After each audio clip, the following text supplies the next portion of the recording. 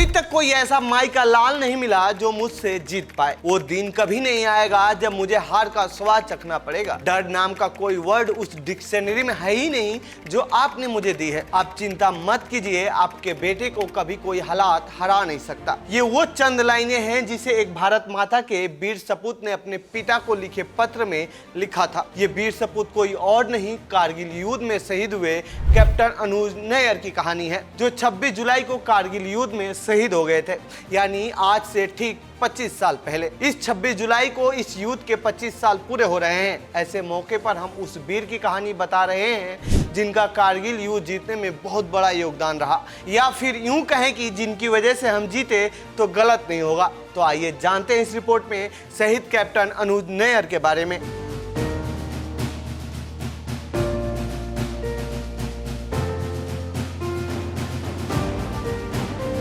क्यों हुआ था कारगिल का युद्ध? दरअसल साल 1999 में भारतीय सीमा रेखा के अंदर यानी कारगिल के पॉइंट नंबर 4875 पर पाकिस्तानी सेना ने कब्जा कर लिया था। चोटी के ऊपर बैठे पाकिस्तानियों को भगाने के लिए भारतीय सेना ने ऑपरेशन की तैयारी कर रही थी, लेकिन चुनौती ये थी कि चोटी पर बैठे पाकिस्तानी सैनिकों की भारतीय सेना के हर हरकत पर नजर थी, लेकिन भारतीय सेना की नहीं।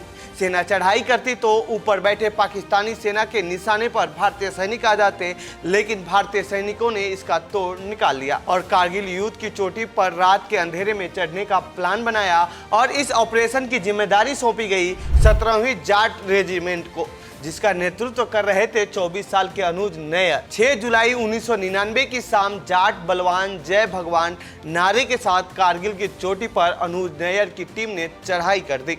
कैप्टन अनुज नैयर ने यूं लड़ा था कारगिल का युद्ध। कारगिल के भीषण ठंड के बीच हमारे भूखे प्यासे जवान आगे बढ़ रहे थे कि पाकिस्तानी सैनिकों की उन पर नजर पड़ गई।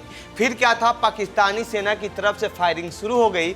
दुश्मन पूरी ताकत से मोर्चा जमाए बैठा था। उसके पास मैन पावर ज्यादा तो था ही, गोला बारूद की भी कमी नहीं थी और ऊपर होने की वजह से उनके पास छिपने की जगह भी भरपूर थी। लेकिन भारतीय सेना के साथ स्थिति बिल्कुल उलट थी। ना छुपने की जगह, ना मैन पावर ज्यादा और ना ही ज्यादा गोला बारूद। ऐसे में कैप्टन अनुज के टीम के साथी एक के बाद एक शहीद होने लगे, लेकिन कैप्टन हार मानने को तैयार नहीं थे। जैसे मानो सिर पर कफन बांध कर निकले हों।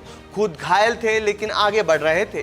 खून से सनी उनकी उंगलियां बंदूक के ट्रिगर पर जमी हुई थी और पाकिस्तानी सैनिकों को लगातार छल्ली कर रही थी। ऐसी स्थिति में भी कैप्टन ने पाकिस्तान के 9 सैनिकों को मार गिराया था और 4 बंकर में से उनके 3 बंकर तबाह कर दिए थे। ये सब होते होते सुबह के 5 बज गए थे। अंधेरा छट चुका था, सब कुछ साफ साफ दिख रहा था, लेकिन कैप्टन ने इंतजार नहीं किया और वो शहीद हो गए। लेकिन उन्होंने अपना काम पूरा कर दिया था। पाकिस्तानी सेना को अस्त व्यस्त कर दिया था। उनके शहीद होने के कुछ घंटों बाद ही वहां पर भारतीय तिरंगा फहराया गया। बचपन से ही बहादुर थे कैप्टन अनुज।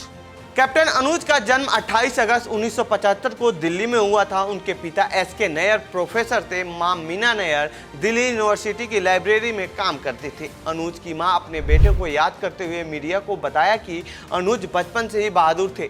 उनके अंदर डर नाम की चीज़ नहीं थी। स्कूल के हर एक्टिविटी में आगे रहते थे।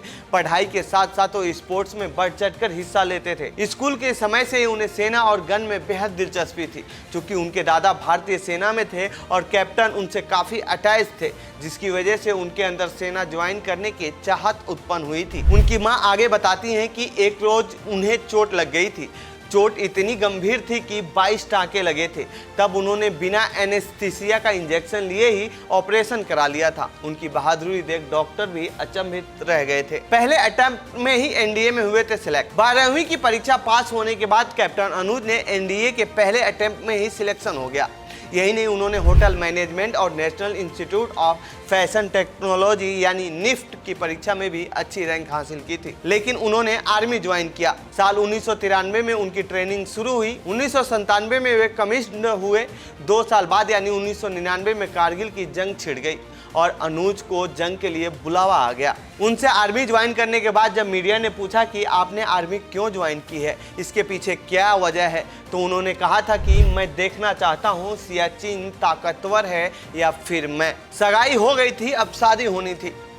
कैप्टन की मां ने मीडिया के सामने खुलासा किया था कि उनकी शादी तय हो गई थी, अब कुछ समय बाद ही हमारे परिवार में एक और सदस्य जुड़ने वाला था, लेकिन शायद ये वक्त को मंजूर नहीं था। कैप्टन अनुज को शायद इस बात का आभास हो गया था कि वो वापस लौट कर नहीं आ पाएंगे, तभी उन्होंने लड़ाई के दौरान अपनी सगाई की अंगूठी उतार कर अपने ऑफिसर को यह कहते हुए दे दी थी कि अगर वे जंग से जिंदा लौटते हैं तो वे अंगूठी वापस ले लेंगे, अगर शहीद होते हैं तो उनकी मंगेतर तक यह अंगूठी पहुंचा दी जाए। वे नहीं चाहते थे कि उनके प्यार की निशानी दुश्मन के हाथ लगे। अनुज की शहादत के बाद उनके शव के साथ वह अंगूठी भी उनके घर पहुंचाई गई थी। मां को कारगिल युद्ध में शामिल होने की नहीं दी थी जानकारी। कैप्टन अनुज नैयर की मां ने मीडिया से बातचीत के दौरान बताया कि जब भी उनसे फोन पर बात होती थी या फिर वो चिट्ठी लिखते थे तो वो यही कहते थे कि वह सेफ जोन में है, वहाँ कोई जंग नहीं हो रही है। जंग के बारे में उनके दोस्त से उनकी मां को पता चला था। हालांकि कैप्टन ने अपने पिता को बताया था कि वो जंग में शामिल हो रहे हैं। तब उनके पिता ने कहा था कि बेटा दुश्मन को पीठ नहीं दिखाना। तब उन्होंने अपने पिता को पत्र लिखा था और कहा था कि डियर डैड, आपका पिछला खत मिला, आप बिल्कुल चिंता मत कीजिए, अभी तक कोई ऐसा माई का लाल नहीं मिला जो मुझसे जीत पाए। वो दिन कभी नहीं आएगा जब मुझे हार का स्वाद चखना पड़ेगा। डर नाम का कोई वर्ड उस डिक्शनरी में है ही नहीं जो आपने मुझे दी है। आप 200% सही थे, जमीनी हवा कुछ नहीं छुपाती। मैं हथियार चलाने में माहिर हो गया हूँ, यहाँ तक कि मैं बिना हथियार के भी किसी का मुकाबला कर सकता हूँ। आप चिंता मत कीजिए, आपके बेटे को कभी कोई हालात हरा नहीं सकता।